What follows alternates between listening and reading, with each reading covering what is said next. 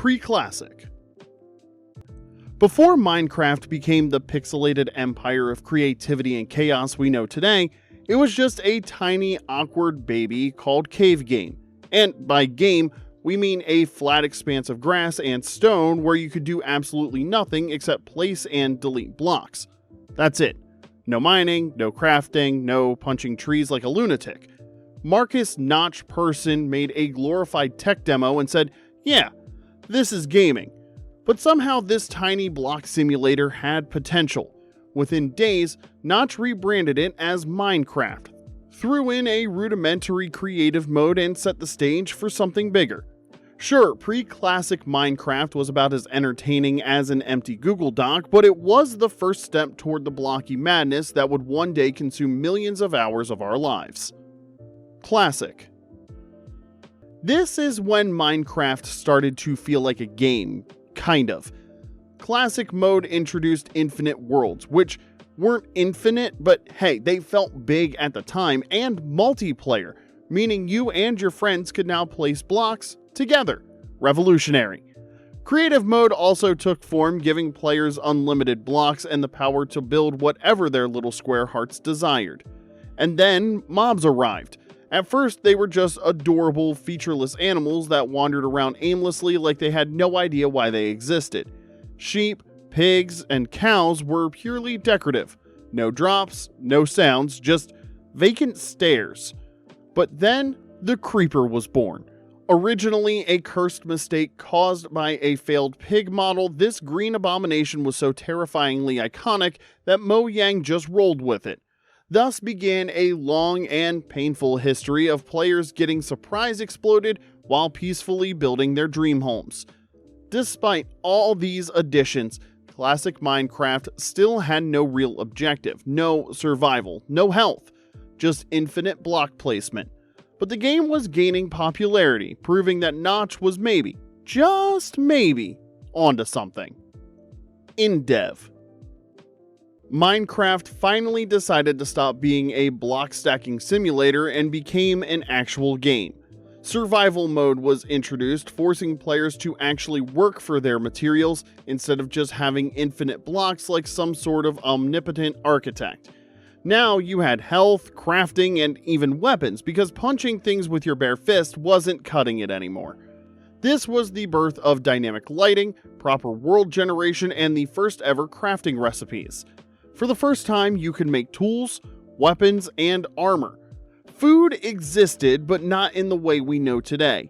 Eating a pork chop immediately healed you, which honestly sounds way better than modern hunger mechanics.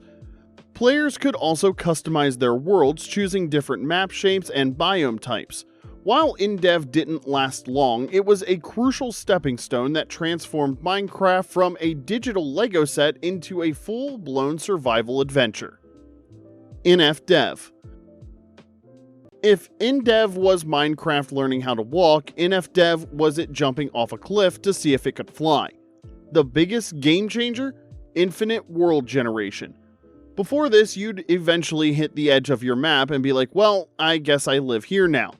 But Infdev smashed those limits, making it possible to keep walking forever. The update also introduced the first major structures like early mine shafts and made terrain generation more complex, featuring caves, beaches, and even the first attempt at water physics, which, let's be honest, it's still janky to this day. The crafting system also got an upgrade, adding items like ladders, minecarts, and bows, finally giving players a way to defend themselves that wasn't just frantic punching. But perhaps the most life-changing addition was respawning. Before Infdev, if you died, you were just dead, gone, locked out of your world forever. Imagine spending hours building a beautiful home, then falling into lava and losing it all permanently.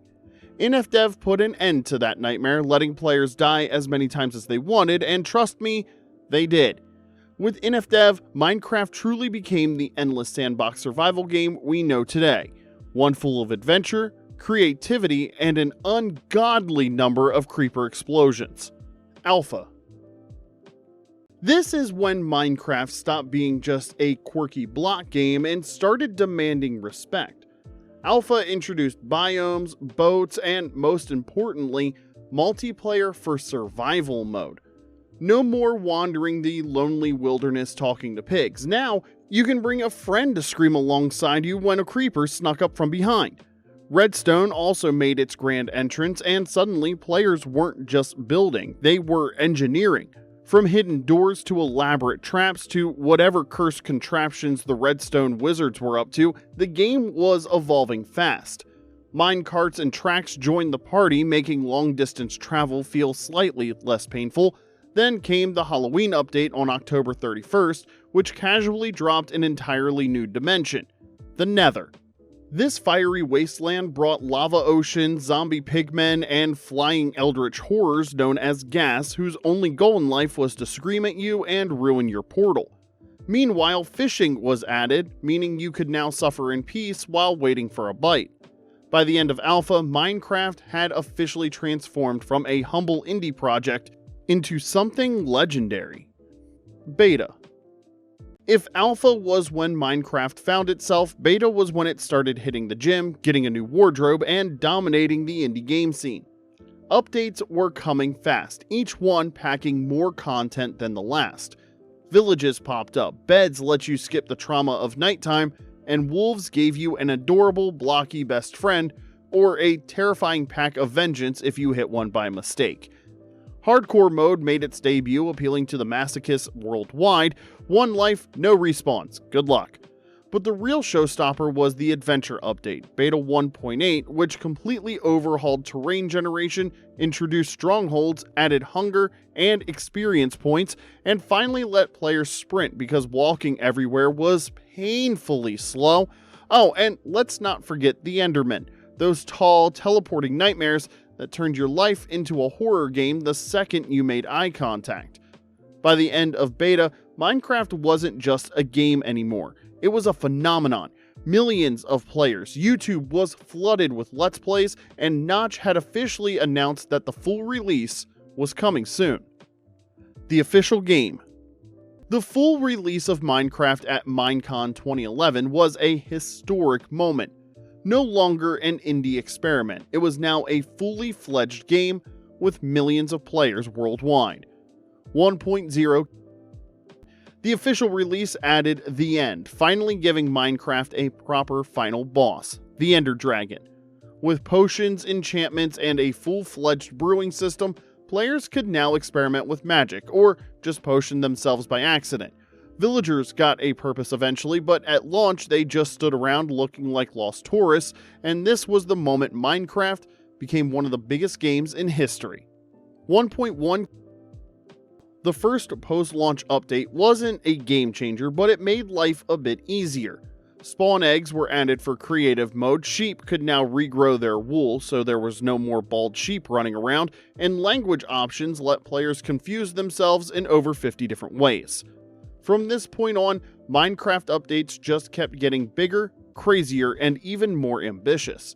But everything, the redstone madness, the speed running, the thousands of mods all started here with an idea, a few blocks, and a creeper ready to ruin your day. 1.2.1, and this update made Minecraft bigger. Literally. The world height doubled from 128 to 256 blocks, meaning mountains could feel like mountains, caves could go way deeper, and builders could finally make that 200 block tall dirt pillar without hitting the ceiling.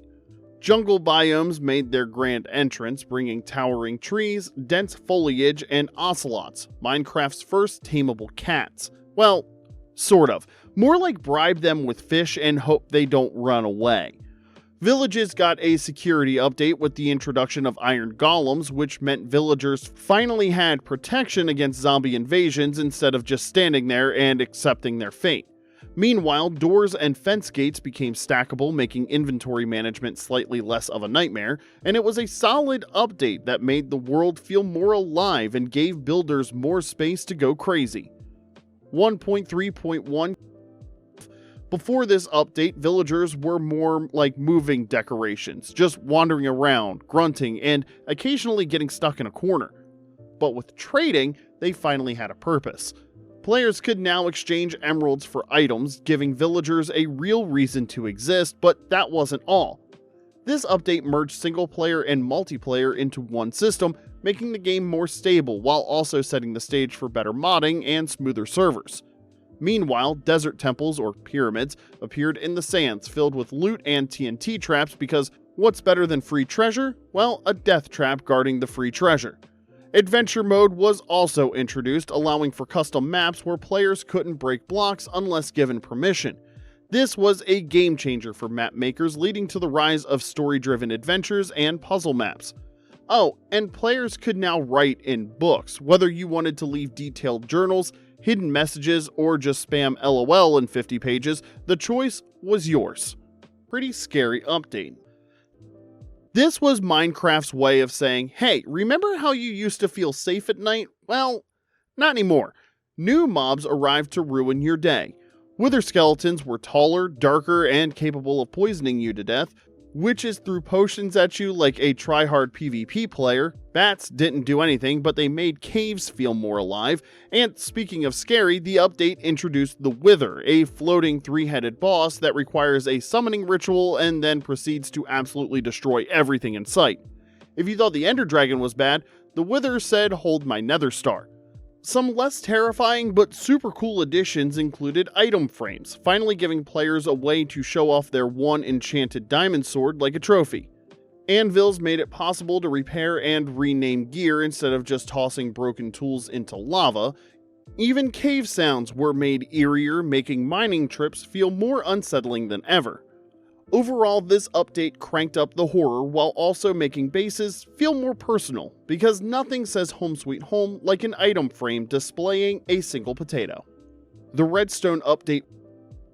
Now, if you were one of those Redstone geniuses building 8-bit calculators while the rest of us struggled to make a working piston door, this was your update. Hoppers made automated farms and sorting systems possible, while comparators allowed for more precise control over redstone circuits. Droppers worked like dispensers but were less violent. Daylight sensors finally gave players a way to make streetlights turn on at night without needing a PhD in redstone. Minecart mechanics also got a major boost, with activator rails and hopper minecarts making large-scale rail systems smoother than ever, so now you could create a fully automated train system instead of just pushing your cart and hoping for the best. This update turned Minecraft into a true sandbox engineering game, paving the way for insanely complex builds. From automatic farms to working computers to people making entire songs inside the game. The horse update of 1.6, this update finally let players live out their medieval dreams by adding horses, donkeys, and mules. Instead of slowly trekking across the world on foot, players can now tame, ride, and breed horses for faster travel. Horse armor was also introduced, giving them extra protection in battle. It wasn't just about mounts though. 1.6 also made Minecraft harder. The dreaded hunger effect was introduced, making rotten flesh and raw chicken riskier to eat. Zombies became smarter and could call for reinforcements when attacked. A new status effect, Weakness, was added alongside splash potions of weakness, which made curing zombie villagers possible for the first time. And then there was the hay bale, a simple block that became essential for feeding horses and cushioning fall damage. While it wasn't the biggest update in terms of mechanics, it brought Minecraft's world to life in a whole new way. The update that changed the world. This update wasn't just a name, it truly changed Minecraft's world generation forever. Biomes were completely overhauled, adding new ones like Mesa, Roofed Forest, Mega Taiga, Savanna, and Deep Ocean. Existing biomes were improved, making the world feel more diverse and natural. Rivers became wider, beaches were expanded, and cliffs had a more dramatic look. A new amplified world type was added for players who wanted crazy terrain with towering mountains and floating islands. On the gameplay side, stained glass gave builders new color options, while acacia and dark oak wood added more variety to structures. Fishing was also improved, with new fish types and the ability to catch treasure or junk. And for the explorers, new flowers and double-height plants made fields feel more vibrant. Before this update, Minecraft's terrain was fun, but after 1.7, it truly felt alive. Bountiful update. 1.8 brought Minecraft's biggest survival changes in years. The most notable addition was that ocean monuments and the terrifying guardians that protected them were introduced. These underwater temples introduced a whole new reason to explore the depths, with powerful loot and the fearsome Elder Guardian lurking inside. Villagers became smarter with the addition of new trading mechanics, while slime blocks gave redstone engineers a new way to create moving machines. The update also added banners, letting players create custom designs and decorate their bases with unique flags. But the biggest technical change? Command blocks got a major boost, allowing map makers to create even more advanced custom content. This was the update that turned Minecraft into a platform for adventure maps, minigames, and custom game modes. Combat update. Love it or hate it, 1.9 completely changed Minecraft's combat. The old spam clicking system was replaced with an attack cooldown, forcing players to time their swings for maximum damage. Shields were added, giving players a way to block attacks without relying on swords. Dual wielding made its debut, allowing players to hold items in both hands. This meant you could carry a torch while mining or use a shield while attacking. It also introduced new arrows with effects like poison, weakness, and harming, making bow combat more strategic. The end was completely revamped with end cities, end ships, and new elytra wings, which let players glide through the sky. This gave a whole new reason to defeat the Ender Dragon, because after 1.9, the real adventure began after the fight. It was one of the most controversial updates, but whether you loved the changes or not, Minecraft was never the same again. Frostburn update. This update turned Minecraft's hottest and coldest biomes into more dangerous places. Deserts and mesas got new skeleton variants, strays in the cold and husks in the heat. Strays shot slowness arrows, making them extra annoying, while the husks could infect players with hunger on hit. Magma blocks were introduced, making the Nether even deadlier with their constant burn damage. On the flip side, polar bears arrived in snowy biomes, though they were more of a passive addition unless you messed with their cubs. Another small but important change, auto jump was added, making movement smoother on mobile and PC. It wasn't the biggest update, but it helped Minecraft's world feel more alive and a little more dangerous. 1.11 was known as the Exploration Update, and it came out on. This update was all about adventure. The biggest addition was woodland mansions, massive rare structures filled with new hostile mobs called Illagers. These included evokers who summoned vexes and dropped the powerful totem of undying, and vindicators who carried axes and hit hard. Llamas also made their debut, adding a new way to transport items with caravan mechanics. Players could now use the cartographer villager to buy maps leading to woodland mansions and ocean monuments, making exploration more rewarding. And for command block users, this update introduced Minecraft's first big step toward data packs, giving more customization options for adventure maps and servers. The World of Color update. Builders celebrated when this update dropped. Stained terracotta, formerly known as hardened clay, got bright detailed patterns, and concrete blocks were introduced, providing smooth, vibrant colors that put wool to shame. Glazed terracotta took it even further with intricate symmetrical designs. Parrots were also added, bringing a splash of life to the jungle biomes. They could mimic the sounds of nearby mobs and even sit on your shoulders, making them the perfect adventure companions. On the technical side, advancements replaced achievements, offering more detailed progression tracking. This update may not have added major gameplay changes, but it gave players the most creative freedom they'd ever had. The update Aquatic. Before this update, oceans were mostly just water, but 1.13 completely overhauled them, turning Minecraft seas into rich, vibrant environments. New mobs like dolphins, turtles, and drowned, which were zombie-like underwater enemies, made oceans feel more alive. Shipwrecks, coral reefs, icebergs, and underwater ruins were scattered across the deep, rewarding explorers with buried treasure maps. The trident was also introduced as a powerful weapon, complete with unique enchantments like Riptide, which flung players forward in water or rain, and Channeling, which summoned lightning during storms. Swimming mechanics were revamped, allowing players to glide through the water quickly instead of awkwardly bobbing up and down. Bubble columns created by magma blocks and soul sand added underwater physics, making bases and traps even more interesting. The update Aquatic didn't just add content, it transformed the way oceans felt, making them a core part of Minecraft's survival experience. Village and Pillage update. Villages got a massive makeover in this update, making them feel like actual settlements instead of just scattered houses. Every biome got its own unique village style, from snowy tundra huts to desert sandstone dwellings. Villagers also became more interactive with new professions, workstations, and a daily schedule that made them seem almost like real people. But with better villages came new threats. Pillagers, crossbow-wielding raiders, now patrolled the land and attacked villages in waves during raids. Defeating them earned players the Hero of the Village effect, which granted discounts at villager trades. This update also introduced the adorable panda, the powerful crossbow, and the utility-packed loom, cartography table, and stone cutter. It wasn't just a village update, it was a complete overhaul of Minecraft settlements. The Buzzy Bees update. While this wasn't the biggest update, 1.15 was all about bees. Bees, beehives, and honeycombs were added, giving players a new way to farm honey and wax. Honey blocks became a creative redstone tool, allowing for slow movement, wall climbing, and unique contraptions. This update also focused on performance and bug fixes, making Minecraft run smoother than ever. It may not have changed the game's core mechanics, but it laid the groundwork for bigger updates to come. The Nether update.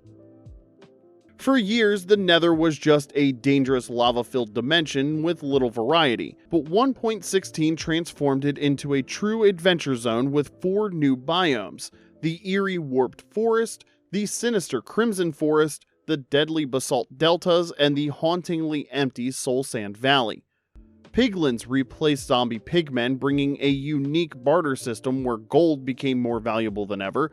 Bastion remnants provided massive fortress-like structures filled with loot if you could survive the piglin brutes guarding them. The best addition? Netherite. This powerful new material surpassed diamond in durability and knockback resistance, instantly making it the most sought-after gear in the game. From striders, which let you walk across lava, to respawn anchors, which let you spawn points in the Nether, this update didn't just expand the Nether, it redefined it. Caves and Cliffs Part 1. Originally planned as one massive update, Caves and Cliffs was split into 2 parts. The first half introduced tons of new blocks and mobs, but let the world generation overhaul for later. One of the biggest additions was copper, a new ore that aged over time, leading to unique decorative builds. Amethyst geodes found underground provided crystals for crafting the spyglass and tinted glass. New mobs included the axolotl, an adorable water predator, the glow squid, a fan vote winner, and the goat, which could knock players off cliffs. While the big cave and mountain changes were still on the way, this update laid the foundation for Minecraft's biggest terrain transformation yet. Caves and Cliffs Part 2, and this was the update that completely transformed Minecraft's world generation. Mountains became taller, caves became deeper, and the entire underground was revamped with massive caverns, lush cave biomes, and deep dark chasms. The world height limit was increased from 256 to 319 blocks, while the depth went from 0 to -64, allowing for truly breathtaking terrain. The biggest gameplay change? Ore distribution. Mining became more strategic, with different ores generating at different depths and biomes. Mountains now housed exposed iron and emeralds, while deeper caves were rich in diamonds. Caves and Cliffs Part 2 didn't just update the underground, it changed how players explored, built, and survived in Minecraft. The Wild update. If 1.18 was about changing the world, 1.19 was about making it feel alive. This update introduced the Deep Dark, a terrifying underground biome filled with skulk blocks and the dreaded Warden, Minecraft's strongest mob. Instead of seeing players, the Warden detected movement and vibrations, turning every step into a game of survival. Swamps also got a long-awaited upgrade, with mangrove trees, frogs, and mud blocks giving players a whole new biome to explore. The Allay, a friendly mob chosen by the community, was added to help players collect items. The Wild update was all about contrast. Lush, vibrant swamps on the surface and eerie, silent horrors lurking below. Trails and Tales. A storytelling-focused update 1.20 encouraged creativity and exploration. Archaeology was finally introduced, allowing players to uncover ancient artifacts by brushing suspicious sand and gravel in desert temples and ocean ruins. Camels became a new rideable mob, offering a 2-player mount with high-speed dashing. Cherry blossom biomes added a stunning new pink forest, while bamboo blocks provided new building options, including bamboo rafts. The update also revamped armor, with armor trims, customizable patterns that allowed players to personalize their gear. It wasn't the flashiest update, but Trails and Tales made Minecraft's world feel richer and more immersive. Tricky Trials. The Tricky Trials update brought an exciting dungeon crawling experience to Minecraft with the introduction of trial chambers, vast underground structures filled with traps, puzzles, and valuable loot. These chambers were home to dangerous new mobs, including the Breeze, a hostile wind-based creature that attacked with powerful air blasts, and the Bogged, a swampy skeleton variant that lurked in the shadows. One of the most game-changing additions was the Mace, a devastating weapon that grew stronger with falling momentum, allowing players to unleash crushing blows from above. The update also introduced trial spawners, a new type of mob spawning mechanic that added an extra layer of challenge and copper-powered contraptions, expanding the possibilities for Redstone engineers and adventure seekers alike. With its blend of intense combat, rewarding exploration, and fresh mechanics, Tricky Trials transformed underground exploration into one of Minecraft's most thrilling adventures yet.